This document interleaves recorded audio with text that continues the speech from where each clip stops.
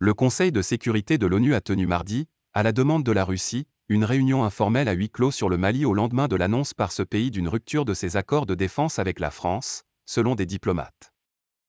Le Mali a récemment exprimé ses inquiétudes concernant les violations de l'espace aérien par des forces étrangères et nous pensons qu'il est important d'en discuter au Conseil de sécurité, a indiqué avant la rencontre Anna Evstinieva, ambassadrice russe adjointe à l'ONU. Cette réunion est une bonne occasion de discuter de la situation là-bas. Le Mali a passé des contrats avec des mercenaires privés et il viole déjà les droits humains. Nous espérons qu'il y aura un certain degré de mise en responsabilité à ce sujet, a déclaré de son côté l'ambassadeur français à l'ONU, Nicolas de Rivière, également avant la session.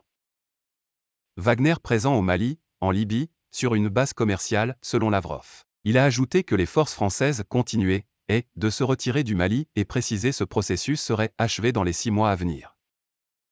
Interrogé pour savoir si ce retrait pourrait être accéléré, il a répondu « Je ne crois pas, nous le faisons de manière très ordonnée et en très bonne coordination avec les forces armées maliennes ». Dans une lettre adressée fin avril à l'ONU, obtenue par l'AFP, le Mali avait dénoncé des violations répétées et délibérées de l'espace aérien national par des aéronefs étrangers, notamment par les forces françaises, à des fins d'espionnage, d'intimidation et de subversion. La missive rappelle aussi que le gouvernement du Mali réclame depuis le 18 février le départ sans délai des forces françaises du territoire malien. Les autorités maliennes annulent les accords de défense avec la France. La junte au pouvoir au Mali a annoncé lundi soir rompre les accords de défense avec la France et ses partenaires européens, nouvelle manifestation de la dégradation des relations entre Bamako et ses anciens alliés dans le combat contre les djihadistes. À l'origine, le retrait de l'opération militaire française Barkhane du Mali était prévu pour s'échelonner sur 4 à 6 mois. Depuis fin 2021, début 2022, la junte malienne s'est adjoint les services de la société paramilitaire privée russe Wagner, à l'occasion d'un rapprochement avec la Russie. La demande de réunion du Conseil de sécurité par la Russie survient alors que cette instance doit décider en juin de renouveler ou non sa mission de casque bleu au Mali, MINUSMA, forte de quelques 14 000 militaires et policiers. À l'ONU, le dossier lié à cette opération de paix est géré par la France. Source, VOA. Le Conseil de sécurité de l'ONU a tenu mardi, à la demande de la Russie, une réunion informelle à huis clos sur le Mali au lendemain de l'annonce par ce pays.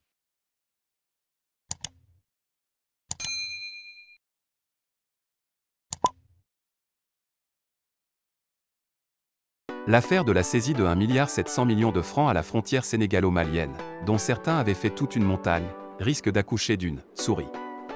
Car, à l'arrivée, les douaniers n'ont retenu qu'une simple tentative d'exportation frauduleuse de fonds de la part de certains commerçants sénégalais et maliens qui voulaient contourner l'embargo de la CEDEAO.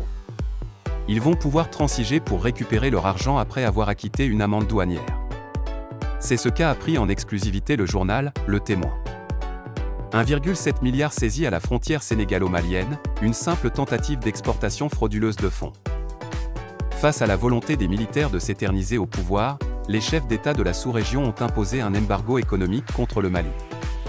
Donc pour les commerçants sénégalais et maliens, tous les voies et moyens sont bons pour contourner ce blocus. Ce afin de pouvoir aller acheter des marchandises au Mali avant de les faire venir au Sénégal. Ce, à leur risque et péril. Justement, c'est dans ce cadre que des éléments du commissariat spécial de Kidira ont effectué une saisie de près de 1,7 milliard CFA. Elle a été effectuée sur 3 individus dont un, 01, sénégalais et 2, 02, malien, en provenance de Dakar et qui tentaient de rallier le Mali.